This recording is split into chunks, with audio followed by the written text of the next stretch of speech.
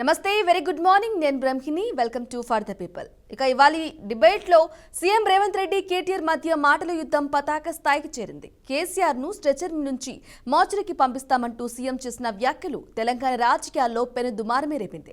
అయితే సీఎం వ్యాఖ్యలపై బీఆర్ఎస్ నేతలు తీవ్ర స్థాయిలో మండిపడుతున్నారు. సీఎం పిచ్చుకుక్క అంటూ స్ట్రాంగ్ కౌంటర్ కూడా ఇచ్చారు కేటీఆర్. ఇక సీఎం ని ఆసుపత్రిలో చూపించుకోకపోతే కరిచే ప్రమాదం ఉంది అంటూ కూడా ఎద్దేవా చేశారు. రేవంత్ రెడ్డి ఉన్మాదిలా తయారయ్యాని మాజీ మంత్రి హరీష్ రావు ఆగ్రహం వ్యక్తం చేశారు. నేత్ర తీరు గాడి తప్పిందా, బాధ్యతాయుతమైన పదవుల్లో ఉండి ఇలా మాట్లాడడం సబబేనా? ఇదే అంశంపై ఈరోజు డిబేట్లో చర్చిద్దాం. ఇక డిబేట్లో పాల్గొనడానికి మనతో పాటు ఉన్నారు కాంగ్రెస్ అధికార ప్రతినిధి మిట్టల్ నర్సయ్య గౌడ్, అలాగే కోటేశ్వరరావు గారు అనలిస్ట్ ఉన్నారు. నమస్కారం అండి. ఎస్ అండి, ముందుగా కాంగ్రెస్ అధికార ప్రతినిధి మిట్టల్ నర్సయ్య గౌడ్ చెప్పండి, అసలు రేవంత్ రెడ్డి వ్యాఖ్యలు ఏ విధంగా చూసుకోవాలంటారు?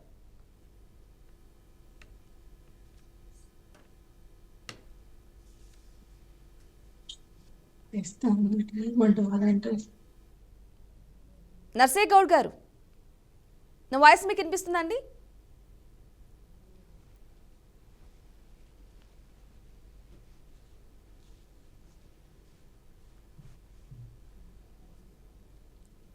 మ్యూట్లో ఉన్నట్టున్నారండి, మీరు అన్మ్యూట్ చేయండి.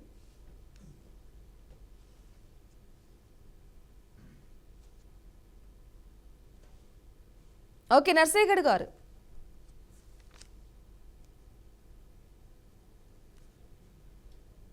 ఓకేనండి, ఇప్పుడు అనలిస్ట్తో మాట్లాడదాం. కోటేశ్వరరావు గారు నమస్కారం అండి. కోటేశ్వరరావు గారు చెప్పండి, మాటల యుద్ధం అయితే కొనసాగుతూ ఉంది. సీఎం రేవంత్ రెడ్డి కేటీఆర్ మధ్య ఒకరిపై ఒకరు ప్రతి విమర్శలు కూడా చేసుకుంటూ ఉన్న నేపథ్యంలో ఎలా చూసుకోవాలంటారు? ఒకరిపై ఒకరు విమర్శలు చేసుకోవటం కామనే, కానీ ఈ మాటల యుద్ధం అయితే నిజంగా నడుస్తుంది. మీ వర్షన్ ఏంటి? ముఖ్యంగా అసెంబ్లీ సమావేశాలు ప్రారంభం కానుండగా ఈ విధమైనటువంటి వ్యాఖ్యలు చేయడం అనేది వాంఛనీయం కాదు అని మాత్రం నేను స్పష్టంగా చెప్పదలుచుకున్నాను. రాజకీయపరమైనటువంటి విమర్శలు చేయొచ్చు, ఎన్నైనా ఎవరైనా ఏ పార్టీ వాళ్ళైనా చేయొచ్చు, కానీ ఈ విధంగా స్ట్రెచర్ నుంచి మారకపోయేట్లయితే మార్చురీకి అనేటువంటిది ఒక ముఖ్యమంత్రి నోట్ నుంచి రావాల్సినటువంటి మాట అయితే కాదు డెఫినెట్ గా. అయితే మరి ముఖ్యమంత్రి గారు ఎందుకు మాట్లాడుతున్నారు అనేటువంటి సమర్థకులకి కనిపించే అంశం ఏంటంటే, ప్రతిపక్షంగా ఉన్నటువంటి బీఆర్ఎస్ నాయకులు కూడా అదే విధమైనటువంటి మాటలు కొంచెం అటు ఇటు తేడా ఉండొచ్చు తప్ప అదే విధమైనటువంటి భాష వాడుతున్నారు అనేది గమనించాలి. ఇప్పుడు రేవంత్ రెడ్డి గారు ఆ వ్యాఖ్యలు చేసిన తర్వాత మరి బీఆర్ఎస్ నాయకుల స్పందన కూడా దానికి ఏమీ తక్కువగా ఏమీ లేదు. అది కూడా అన్పార్లమెంటరీ లాంగ్వేజ్ వాళ్ళు కూడా ఉపయోగించారు. అందువలన ఇప్పుడు బడ్జెట్ సమావేశాల్లో కేసీఆర్ నిన్న గవర్నర్ ప్రసంగానికి ఆయన హాజరయ్యారు. మరి తరువాత గవర్నర్ ప్రసంగానికి ధన్యవాదాలు తీర్మానం కానీ బడ్జెట్ సమావేశాల్లో కానీ ఆయన హాజరవుతారా లేదా అనేటువంటిది ఒక ప్రశ్న అయితే, ఒకవేళ హాజరైనప్పటికీ అసెంబ్లీ అనేటువంటిది సాగుతుందా, లేదా ఈ విధమైనటువంటి మాటల తోటలతోటి రణరంగంగా మారుతుందా అనేటువంటి సందేహాలు ఎవరికైనా రావటం సహజం.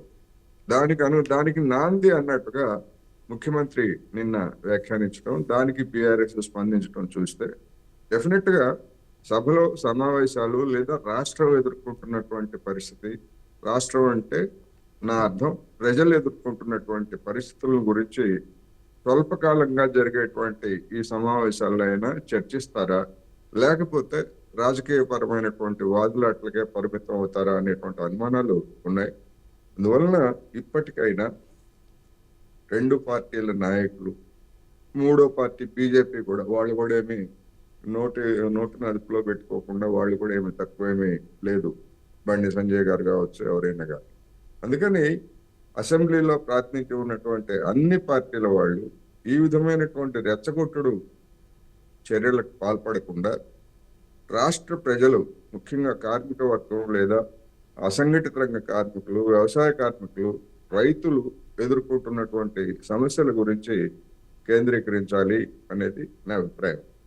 అటువంటి ఒక మంచి వాతావరణం అసెంబ్లీలో ఉంటుందా లేదా శాసన మండలిలో ఉంటుందా లేదా అన్నది ఎవరికి ఇప్పటి వరకు అయితే జరుగుతున్న పరిణామాలను బట్టి విశ్వాసం అయితే లేదు అనేది ఈ సందర్భంగా నేను చెప్పదలుచుకున్నాను. ఓకే కోటేశ్వరరావు గారు.